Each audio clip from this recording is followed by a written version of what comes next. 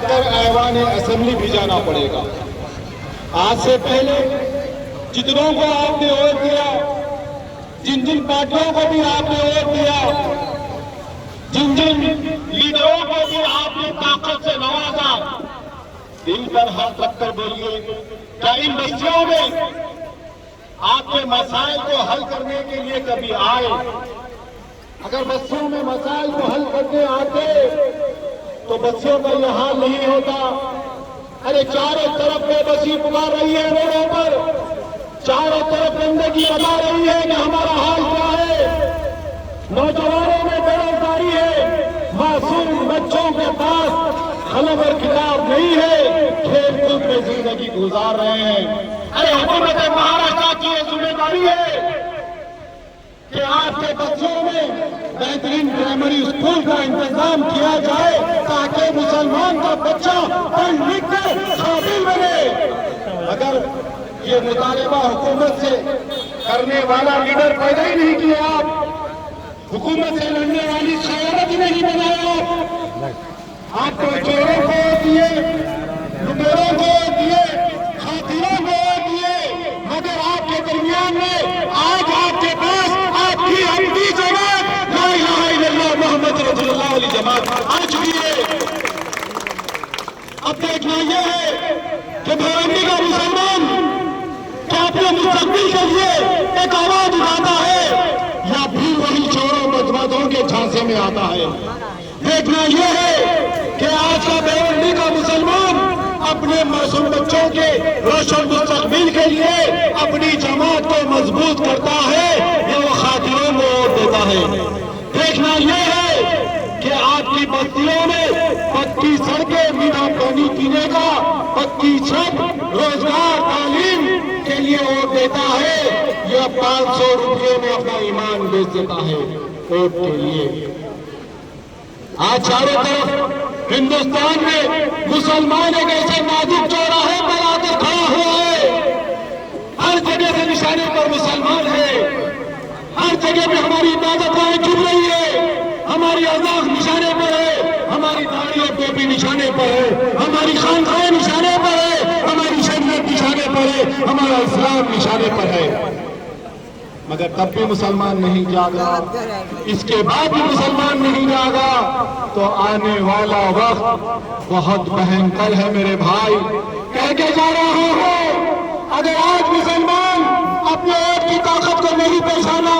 اپنی ایک لیڈرشپ کو پیدا نہیں کیا تو آنے والے وقت میں بھینکر نقصان اٹھانا پڑے گا۔ اللہ ہم سب کو محفوظ رکھے آنے والے وقت کی بربادیوں سے۔ یہ میرے بھائی آپ سے انتظار کر رہا ہوں، ووٹ کی طاقت کو سمجھو۔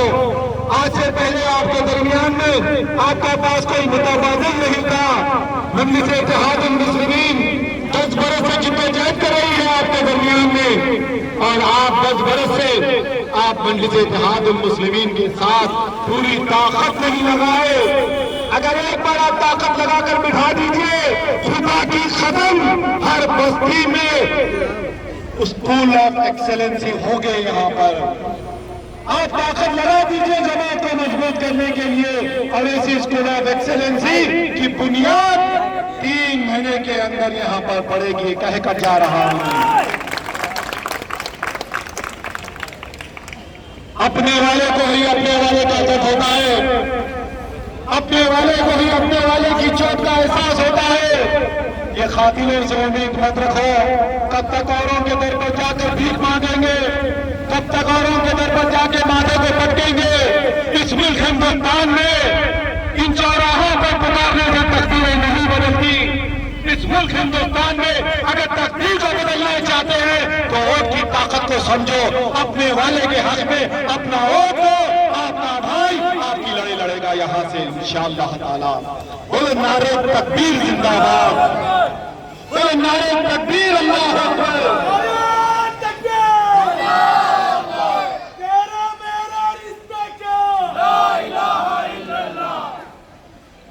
ارے ہم وہاں سے درد کو لے کر آئے، خالی آپ کے شہر بھیونڈی میں نہیں، پورے مہاراشٹر کے غیور مسلمانوں کے درد کی آواز بننا چاہتے ہیں اسد الدین اویسی صاحب۔ ارے اویسی صاحب کی تقاریر تو آپ نے پارلیمنٹ میں دیکھ لیا،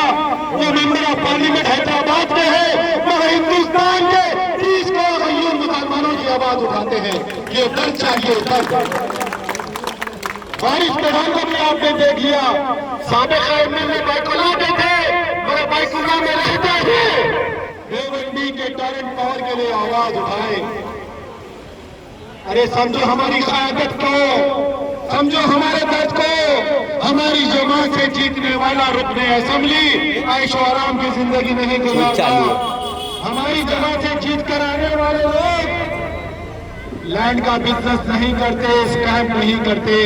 70 برس کی قیادت ہے مجلس اتحاد المسلمین اور الحمدللہ کسی اسکیم میں مجلس اتحاد المسلمین کا نام نہیں ہے مجلس کے دامن میں ایک داغ ایک جھوٹا نہیں ہے کیونکہ ہم خدمت کرنا جانتے ہیں ارے ہم تو لٹی ہوئی قوم ہے ہم تو برباد ہو چکی قوم ہے ہم تو صرف جینے کا حق مانگ رہے ہیں ہمارا کیا مطالبہ ہے کہ تعلیم دو ہمارے بچوں کو کیا مطالبہ ہے ہمارا کہ نوجوانوں کو روزگار دو